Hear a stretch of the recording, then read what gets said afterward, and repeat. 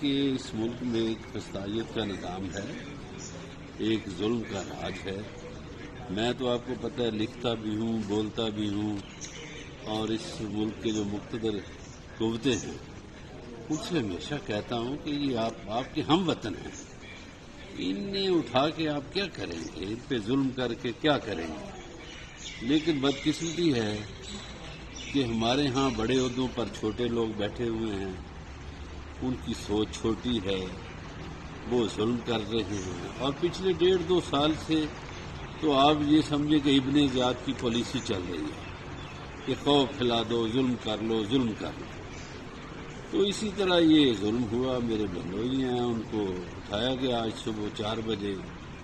تو ابھی ہم نے درخواست دی ہے میری بہن نے، تو اب وہ مقرر ہو گئی ہے پیر والے دن کے لیے صبح۔